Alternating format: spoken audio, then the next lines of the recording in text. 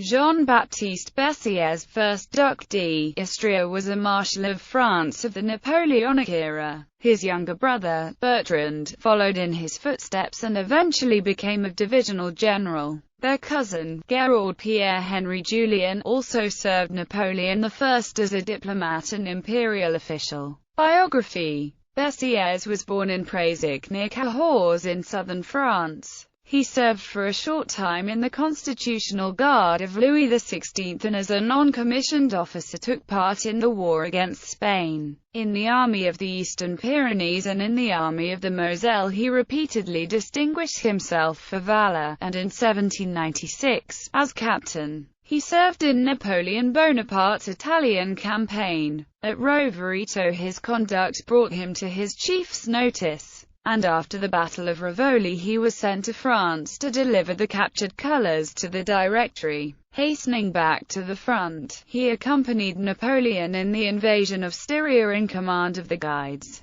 who formed the nucleus of the later consular and imperial guards. As a chef de brigade he next served in the Egyptian expedition, and won further distinction at Acre and Aboukir. Returning to Europe with Napoleon, he was present at Marengo as second-in-command of the consular guard. General Jean Lannes, commanding a corps at Marengo, felt he didn't support his faltering troops sufficiently and a long-running feud arose between him. At the close of the battle, Bessières led a successful cavalry charge with the Guard cavalry, though its effect on the battle was not as decisive as Napoleon pretended. It was General François-Étienne de Kellermann's cavalry charge that won the battle for Marengo, but Napoleon gave the credit largely to his own Guard cavalry. Promoted to General of Division in 1802, he was subsequently promoted to Marshal of France in 1804, a wholly undeserved distinction based on his loyalty and friendship with Napoleon. Auguste de Marmont, a future marshal, said that if Bessières can be made a marshal, then everyone can be one. He was also made Colonel General of the Guard Cavalry and would command them in all future campaigns, where he proved a very able cavalry commander. In 1805 he received the Grand Eagle of the Legion of Honor, and in 1809 was entitled Duke of Istria, or Duc d'Istrie. It was a duché grand fief, a rare, nominal, but hereditary honor in Napoleon's own Kingdom of Italy. With the outbreak of the Peninsular War, Marshal Bessières had his first opportunity of an independent command.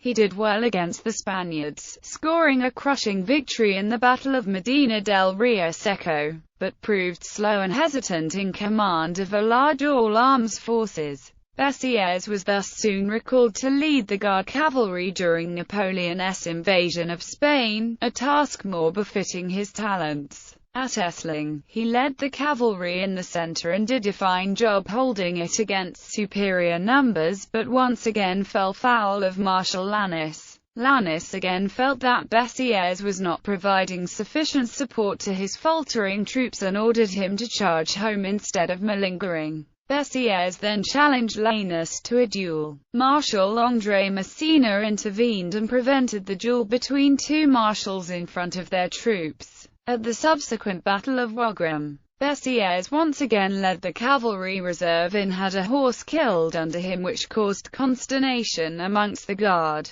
Napoleon congratulated him on making his Guard cry, but also chided him for not netting more prisoners because he lost his horse. Replacing Jean-Baptiste Bernadotte in the command of the Army of the North a little later in the same year, the newly created Duke of Istria successfully opposed the British Walcheren expedition. In 1811, he was sent back to Spain again to lead the Army of the North. He mostly fought counter-insurgency operations and proved a difficult and touchy colleague to his fellow army commanders, especially Marshal Massena, who was in dire need of support after his failed invasion of Portugal in 1810–1811. He was recalled in some disgrace and once again reverted to his habitual Guard of Cavalry post. For the Russian campaign in 1812, he commanded the enlarged Guard Cavalry. Hardly engaged at the Battle of Borodino, He destroyed his reputation with the rest of the army when he advised Napoleon not to use his guard for a decisive breakthrough. Although this left the Imperial Guard intact for future battles, it prevented a decisive victory which might have successfully ended the Russian campaign. With Joachim Murat back in Naples at the beginning of the 1813 campaign, Bessières was appointed to the command of the whole of Napoleon's cavalry. 3 days after the opening of the campaign, while reconnoitering the defile of Posen-a-Rippach,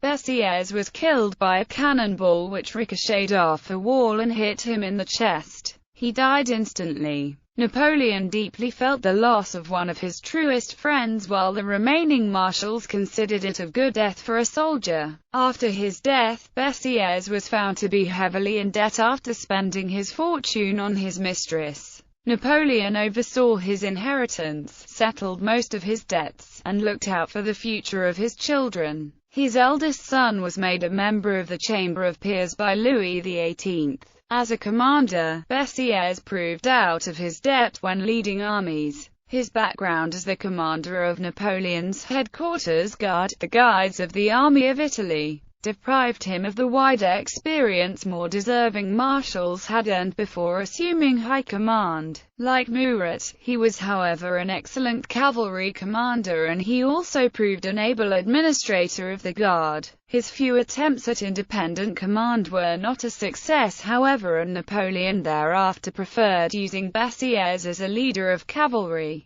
Bessières was not of high birth, but he adopted the manners and looks of a gentleman as befitting Napoleon's closest guard commander. He typically wore the uniform of Napoleon's old Guides of the Army of Italy with Marshal-esque distinctions, and wore his hair long with white powder in Ancien Regime style, even when the latter went out of fashion. He was known to be well-mannered and kind and generous to subordinates, but very touchy about his privileges and position.